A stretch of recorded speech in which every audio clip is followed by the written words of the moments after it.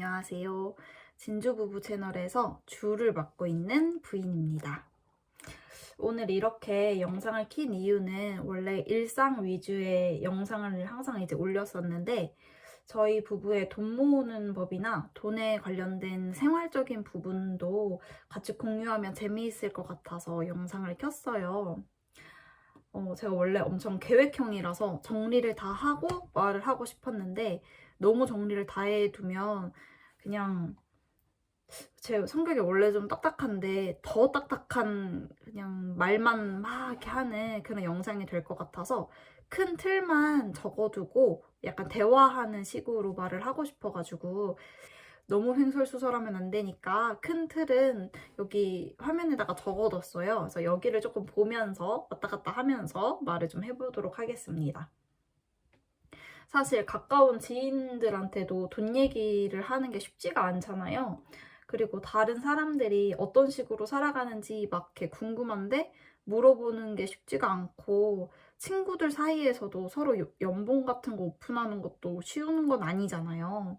그래서 뭐 물론 가정마다 뭐 사람마다 돈에 관한 그런 가치관이 되게 다르고 생활도 다 다르고 그렇기 때문에 정답이 있는 게 아니고 저도 막 엄청 부자도 아니고 그래서 뭐 돈 얘기하는 게 좀 뭐지 싶으실 수도 있는데 이렇게 영상을 찍는 건 혹시라도 저랑 비슷한 분들이 있을 수도 있고 비슷한 그 돈에 관한 가치관이 비슷하신 분들도 있을 수도 있고 저랑 비슷한 생활권이신 분들도 있을 수 있다는 생각이 들어서 그런 분들에게 조금이라도 도움이 될 수도 있지 않을까 하는 마음에 영상을 찍어보기로 했습니다.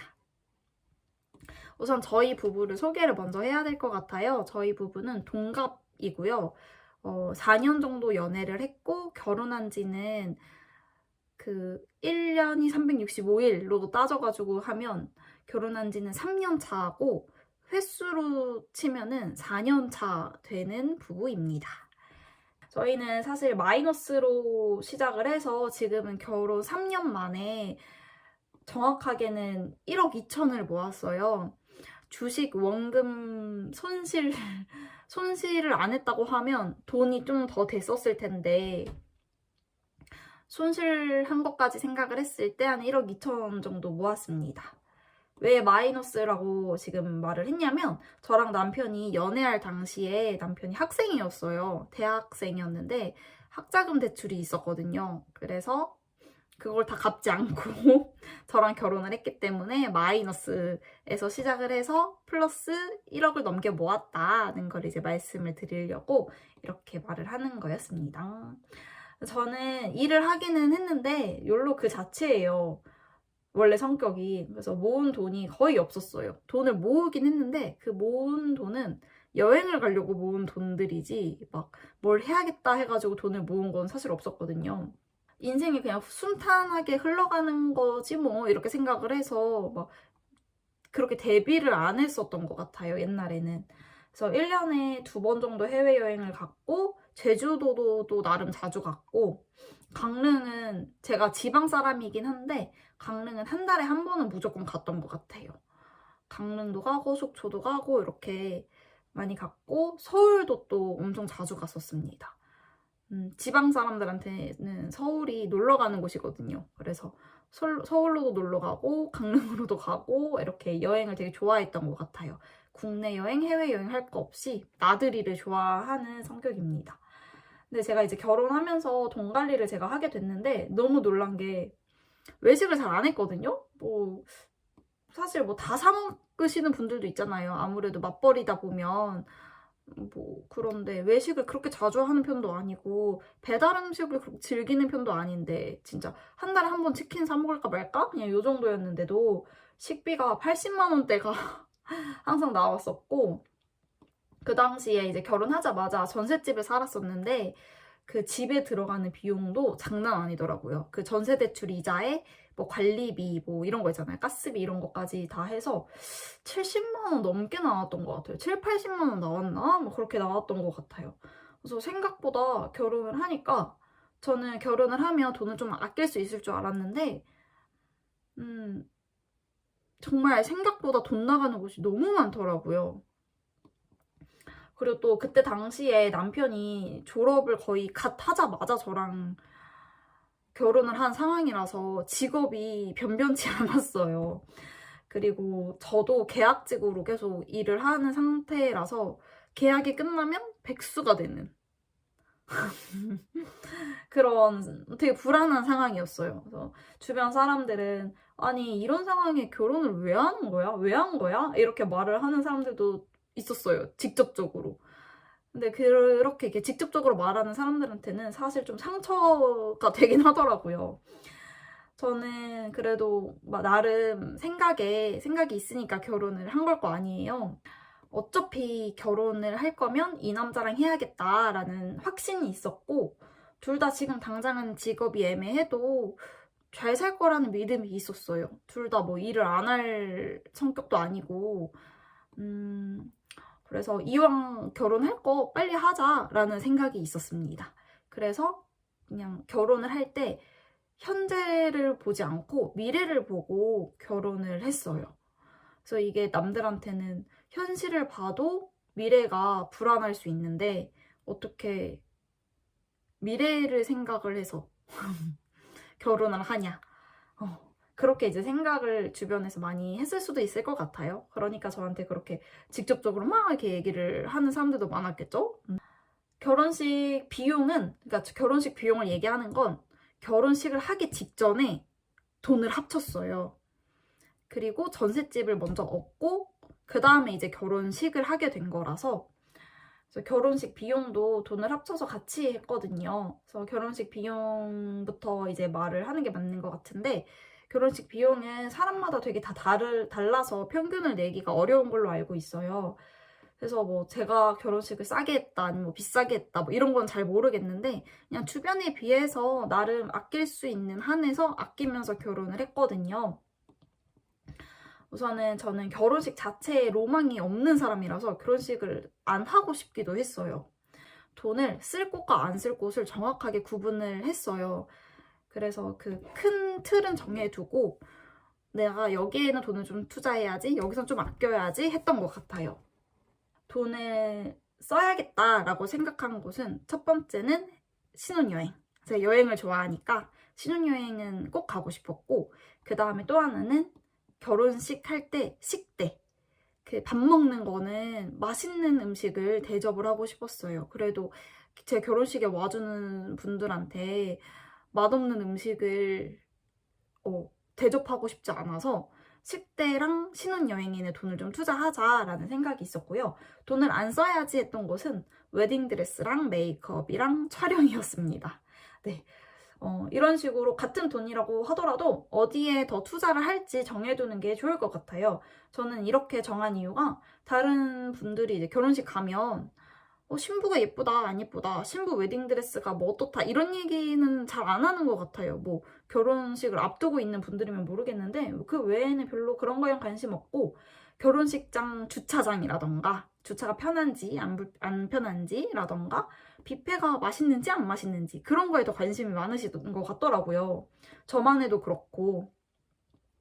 그래서 식대 같은 경우에는 사실 축의금으로 맞춰지거든요. 그래서 싼 음식을, 그러니까 싼 뷔페를 해가지고 좀 돈을 남겨가지고 그걸로 뭐 내 웨딩드레스에 좀 더 투자하자 그런 마인드가 아니라 축의금으로 식대가 맞춰지니까 그래서 좀 맛있는 곳을 선택하자라는 생각이 있었습니다. 그리고 이제 웨딩드레스 같은 경우에는 결혼식에 로망이 없다 보니까 그런 거에 관심이 없었어요. 그리고 사진 찍고 막 이러는 게 생각만 해도 너무 스트레스고 너무 오글거리고 그래서 제 정신 건강을 위해서 선택을 안 한 것도 있어요. 그 돈 문제뿐만 아니라 하기 싫어서.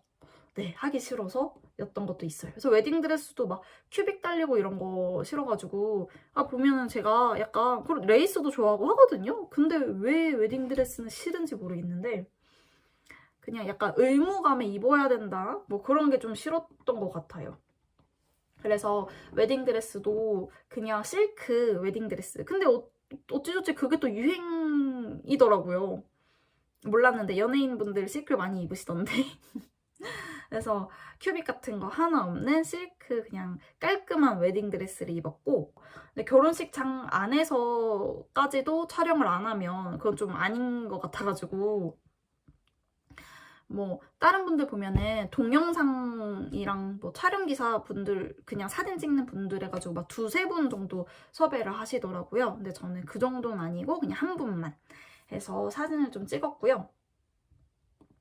그리고 메이크업은 그 웨딩드레스 하는 곳에서 싸게 해서 같이 했는데, 지금 생각해보면은 뭐 그 메이크업을 제가 할 걸 그랬어요.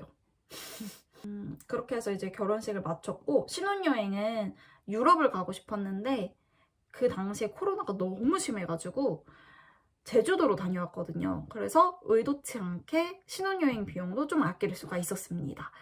뭐 제주도에서 아끼면서 쓴 건 아닌데, 제주도에서 펑펑 쓰는 거랑 유럽에서 펑펑 쓰는 거랑 다르잖아요. 그래서 좀 아낄 수 있었던 것 같아요. 저랑 남편은 이렇게 결혼식 직전부터 돈을 합쳤기 때문에 대화를 통해서 결혼식 비용을 많이 아낄 수가 있었고요. 그리고 결혼을 하고 나서는 미래 계획을 같이 세웠어요. 그러니까 미래 계획을 어떻게 세우냐면, 우리 부부의 10년 뒤, 50년 뒤 이런 식으로 세우는 거예요. 그래서 나름 단기간 미래, 그리고 좀 장기 미래 이렇게 세워가지고 제가 꿈꾸는 미래를 쫙 적어두는 거예요.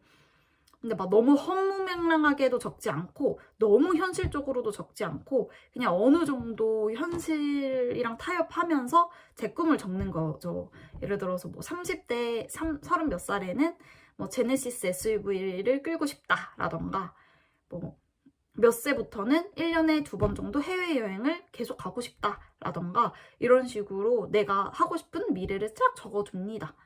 쫙 적어두고 그 꿈을 이루려면 얼마가 있어야 되는지를 금액으로 정리를 해보는 거예요. 그러면 그 금액이 나올 거 아니에요. 예를 들어서 뭐 나는 35살에 서울에 있는 집을 살 거야 라고 하면, 지금 서울 집 시세로, 뭐 그때 시세는 모르니까 일단은 지금 시세로 해가지고 그 금액을 다 적어두고, 그러면은 내가 이 돈을 모으려면 이 돈이 있어야 미래 계획대로 이제 생활할 수 있는 거니까, 이 돈이 있으려면 한 달에 얼마를 모아야 되는지를 정리를 해보는 겁니다. 그래서 저는 막 이렇게 적고, 그 미래 계획을 적고, 남편은 옆에서 엑셀로 그걸 다 정리를 하고, 이런 식으로 같이 미래 계획을 세웠어요. 이 미래 계획 세우는 게 진짜 도움이 많이 됩니다. 정확하게 계획을 세우고 얼마씩 매달 저금을 해야겠다라고 생각을 하고 이제 모으는 것과 그냥 돈을 무작정 모으는 거는 차원이 달라요. 그 모을 때의 마음가짐부터 달라집니다. 그래서 이렇게 미래 계획 세우는 게 진짜 중요한 것 같아요. 그리고 결혼 후에는 저희가 이제 전셋집에 살았다고 했잖아요. 전세대출 이자랑 관리비 등이 너무 많이 나와가지고 저희가 지금 집이 청약 당첨이 됐거든요. 지방이긴 한데 제가 지금 살고 있는 지역에서 청약이 당첨이 됐는데, 그 집을 들어가기 전까지 돈을 더 모아야겠다라는 생각이 들어서 원래 있던 집에서 나와서 부모님 집에서 살고 있습니다. 부모님이 안방을 내주셔서, 얘가 안방이거든요. 안방을 내주셔서 안방에서 저랑 남편이 생활을 하고 있어요. 저희 부모님은 지금 여기 지방집이랑 서울집이랑 왔다 갔다 하시면서 생활을 하시기 때문에 여기 집이 한 달에 2주 정도는 좀 비거든요. 그래서 저희 가정이 이제 돈을 좀 많이 모아야겠다라는 걸 이제 충분히 말씀을 드리고, 여기서 돈을 얼마씩 드리고 살아도 되겠는지 여쭤보고 부모님이 흔쾌히 오케이를 해주셔서 여기서 살고 있습니다. 부모님 집에서 월 30만 원씩 드리면서 살고 있어요. 그러니까 예전에 비하면 진짜 많이 아낄 수 있는 거죠. 4, 50 정도는 아껴지는 거예요. 그리고 그래서 이렇게 돈을 아끼고 있고요. 그 다음에 네이버 블로그 쓰기도 진짜 도움이 많이 됩니다. 처음에는 돈 모으려고 돈 때문에 네이버 블로그를 시작한 건 아닌데, 어쩌다가 네이버 어차피 가는 카페, 어차피 가는 맛집 블로그 쓰는 게 재밌어 보이는 거예요. 그래서 저도 이렇게 몇 번 쓰다 보니까 그 체험단 신청 같은 걸 할 수가 있거든요. 그래서 신청을 했더니 되는 거예요. 그래가지고 체험단을 신청을 해서 그걸로 이제 맛있는 거 먹고 다니고, 이런 걸로 식비를 진짜 많이 아낄 수가 있었어요. 그래서 외식 비용은 체험단으로 많이 아끼고요. 그리고 장 볼 때도 옛날에 장만 보는데도 식비가 막 80만 원대였다 그랬잖아요. 옛날에는 뭐 소불고기를 하면 소불고기에 필요한 레시피에 있는 그 재료를 다 샀었거든요. 그런 식으로 몇 끼를 다 요리를 했었는데 이제는 그렇게 안 하고 소불고기 하는데 당근이 없다. 당근 없는 대로 합니다. 버섯이 없다. 그럼 버섯 없는데 그냥 소불고기를 합니다. 옛날에는 진짜 모든 재료를 완벽하게 넣고 완벽한 식탁을 이제 차려야 된다고 생각을 했는데 그렇게 안 하고 그냥 없으면 없는 대로 있으면 있는 대로 냉장고 파먹기도 많이 하고 그렇게 해서 식비를 많이 아꼈어요. 식비가 80만 원대에서 지금 30만 원대예요. 적게는 20만 원대도 나와요. 그러니까 식비도 엄청 많이 아끼는 거죠. 근데 막 무리해서 아끼는 게 아니고 체험단으로 맛있는 거 먹고 집에서 요리도 해서 먹고 그렇게 그래서 네 너무 잘 먹고 있거든요. 이런 식으로 돈도 많이 아끼고 있습니다. 그래서 네이버 블로그 같은 거 좀 꾸준하게 하면 협찬 메일도 많이 와요. 그래서 제품 같은 것도 좀 받을 수가 있고 그럼 그 제품 받고 쓰면서 사진 찍어서 포스팅 올리고 뭐 이렇게 하는 거거든요. 네, 그래서 블로그 쓰는 것도 진짜 생활비 아끼는 데는 도움이 많이 되는 것 같습니다. 그리고 제가 이제 뭐 주식이나 이런 거는 잘 몰라가지고 그러니까 있긴 한데 손실 있다 했잖아요. 그것도 그냥 다 삼성이에요. 잘 못해서 그리고 또 뭐 앱테크도 이제 많이 하시는데 저는 사실 앱테크는 시간도 많이 써야 되고 금액이 되게 소소하잖아요. 그래서 그런 앱테크까지는 잘 안 하고 환테크는 했었습니다. 환테크는 그 대학생 때부터 약간 관심이 있어가지고 달러에 그랬었는데 이제 환테크를 달러가 너무 올랐었으니까 엔화로 했었어요.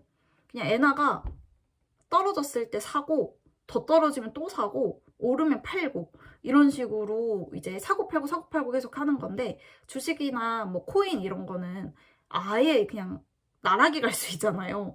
근데 엔화 같은 경우는 엔화나 달러는 그 화폐가 사라지는 건 아니니까 괜찮은 것 같더라고요. 그리고 내가 산 거보다 계속 더 떨어지면 그 나라 여행 가도 되고 전 여행 좋아하니까 그냥 그렇게 이제 생각을 하면 마음도 편하고 그래서 엔테크를 좀 했었는데 엔화로 이제 환테크 하는 걸 좀 했었는데 이제 그것도 안 하고 금리가 높으니까 그냥 다 예적금에 넣어뒀습니다. 그래서 이렇게 저는 돈을 모으고 있는데 이제 더 세세한 그런 꿀팁이라던가 돈을 모으는 법 이런 거는 자료 정리를 더 해서 같이 그 자료를 보면서 얘기를 하면 더 좋을 것 같고 다음에는 가계부 같은 것도 제가 매일 쓰거든요. 그 가계부 쓰는 게 진짜 도움이 많이 돼요. 처음에는 가계부를 그냥 뭐 돈 쓴 거 기록용으로 이제 썼었는데 그걸 계속 쓰다 보면 활용할 수 있고 그 가계부를 왜 쓰라고 하는지 왜 쓰면 돈이 아껴진다고 하는지 정말 알겠더라고요. 그래서 다음에는 가계부 어떻게 쓰는지랑 그런 거를 좀 같이 보면서 하면 좋을 것 같습니다. 그래서 오늘은 간단하게 이렇게 얘기를 해봤습니다.